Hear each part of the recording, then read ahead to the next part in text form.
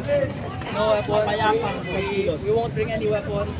Babaril na kami, di okay lang.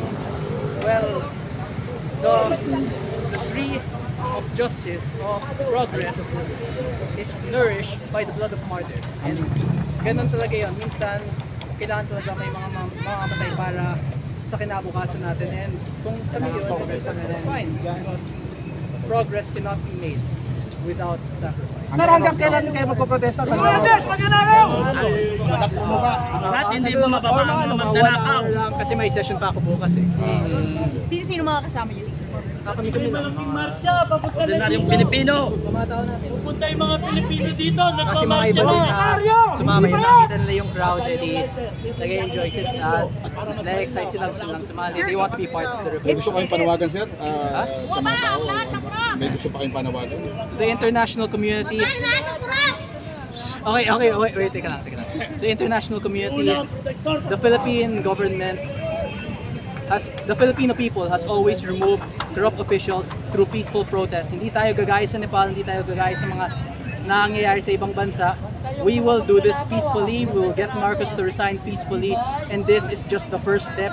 Every day from now on, we will be protesting at various subdivisions, yung mga pinakamayamang subdivision kung saan nakatira yung mga congressman, para makita nila na just as the ordinary people, the poor people are afraid to lose their houses during typhoons and earthquakes, ngayon sila naman yung makakaramdam ng feeling na yung kalaban nila, yung mga naghahanap ng hustisya ay nasa labas na ng mga gates. Sir, hindi ba kayo natatakot? Baka balikan kayo ng gobyerno sa ginagawa? Okay lang yun, lahat man tayo mamamatay. So you mentioned that this is just the first step. After today, what's next? Bukas, mag-graduate kami dito sa Forbes Court. Sir, are we expecting na haharapin talaga kayo? Anybody from the PO or the Romualdez dito? Hindi ko alam. Kasi si John Vic nandito din eh. Di ba may mga police siya? Mga 2,000, 3,000 police mobilized sa Forbes Park. Pero hindi pa siya lumalabas. I've heard that may headquarters sila doon sa loob. May temporary headquarters sila. Pero hindi pa siya lumalabas. If John Vic's watching this, I hope he comes out and Sir, dati kinampanya nyo si BBM, tama? So ngayon, nagsisisi ba kayo na kinampanya nyo siya? Hindi naman. Kasi yung, pag kinumpara mo yung mga speech ni BBM noong 2022 at noong 2025, then they're very different people. Kasi pag nakita mo yung mga pinagsasabi ni BBM ngayon, it's very chaotic, very unsure. Pero nung 2022, at that time, no one could have blamed anyone for believing in him because he actually had a vision of unity and a vision of hope for our future. Now, sobrang dami nang nawala ng tiwala sa kanya, and I think it's time for him to resign. Sa tingin niyo, sir, bakit nagkaganito yung pamumuno? Hindi natin alam. Maybe he just prioritized his own interests and his own family's interests over the interests of the people. Maybe he was a good person back then, pero masyado siyang natakot na baka mapatalsik siya ulit. So he tried to collect all the resources for himself so that he will always have power. Hindi natin alam. I can't speak for BBM or in BBM's behalf, but for Marcos, I just hope he starts to understand what the people feel about it. Okay, thank you. Thank you, sir. Thank you. Thank you. Sir, another one from me. You're a government official, Yes. and apparently you're protesting against the highest executive. Have you given a heads up to other government officials regarding your protest today? Well, firstly, I'm not the only government official that is protesting. There are plenty of other protesters from different sides of the government. From the Senate, we have people who joined the Philippine Peso March, and from Congress as well. So we have different methods, but at the end of the day, what we want is to just get the money of the people back and to imprison those who have Balik niyo yung pera, Sir, uwi na gaano kami! kalakas yung power, I mean yung force ng other government officials or namumukong samahan or grupo against the highest executive po na nagpo-protesta? Well, it grows every day. We are growing, and that's what's important. And hopefully, once they see the potential damage corruption is causing our country, our numbers will grow even Bakit more. si Romualdez, labas dito! Sir, last not from me. The president might be sleeping right now or hindi natin ang kung ginagawa niya, but you're here outside protesting.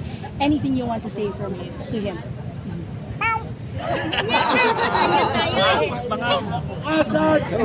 Any words, sir, any words. Meow meow, start listening to the people, or maybe you won't have the opportunity anymore if it's too late. Kasi at the end of the day, you're brought to that position by the people, and once you start considering your family above the family of others, then the people will do the same. They'll start considering the interests of their own families over your family. Okay? Because the people believed in you, and there are still some who do. The question here is now, should they continue believing in you? And could you give a reason for the people to continue believing in you? Kasi marami sa kanya. We believed in you, all of us did. We all thought you would make things better, but things are not better. Our economy is collapsing. The peso is rapidly deteriorating. Our stock market also crashed, and now we are facing instability in Mindanao. There's a possibility of secession again. What else? Hundreds of billions have been stolen, so investors are losing confidence in our government, and there might also be mass resignations soon in the reserves, military, due to loss of confidence from the government. So it's all Marcos's choice. So last na sir, ba't yung ginagawa to sir? Bakit yung ginagawa? Why are you here? Wala akong ibang magawa na eh. Bored lang, imbis na maglaro ako, mag-games na ako sa bahay or mga Ginagawa ito para kasama kayo sa kalaw na to. at least I am doing something productive, and this is all part of my role as a public official. Kailangan talaga nating labanan ng corruption, and if I cannot fight from within Congress due to the lack of numbers, then here where I do have numbers is where I will fight. Sir, do you have any call to your fellow Filipino citizens regarding yung ginagawa ninyo po ngayon? Do you want them to do the same thing? Yes, of course. They are doing the same thing, and they will be doing the same thing. There will be more and more advertising as long as no one is being in prison, no money is being returned to our government. Nangyari yung kay Ping Lacson, di ba? Yung sabi niya, 8 billion ang meriton. We do not want the 8 billion. We want the trillion stolen back. Okay, hindi lang yung this year, for last year, last year. The whole Marcos administration, ever since Romualdez took office and became the Speaker of the House, doon nag-umpisa lahat. Madami na tayo nakakita ng 2024 budget, and also the very corrupt 2026 budget. As we can see from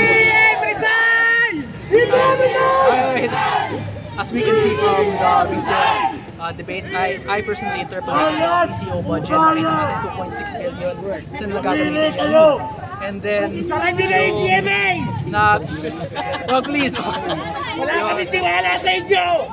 As we've also seen, the minority is also against the budget plan. There are plenty of congressmen that are starting to become outspoken as to the corruption of the 2026 budget. So yun, pag kinayaan natin manakaon ulit tayo, then we'll be in the same place next year.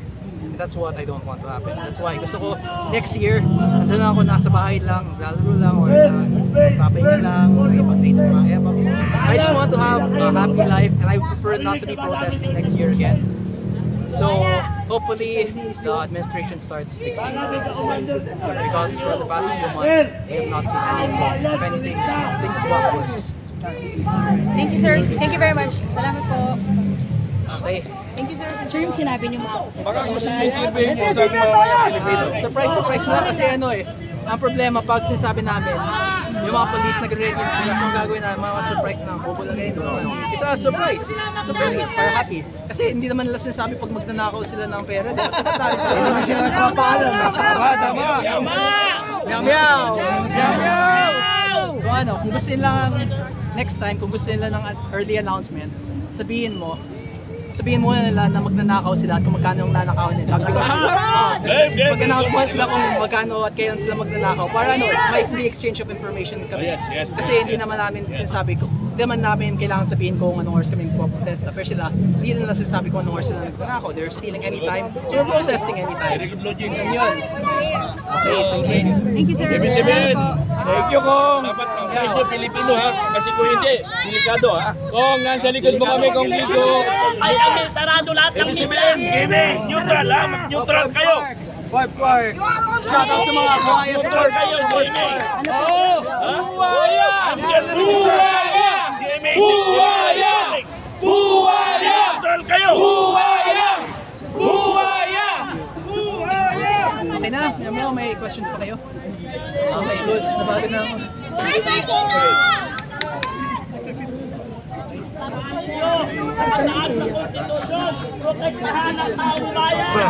Balik nyo ang pera namin!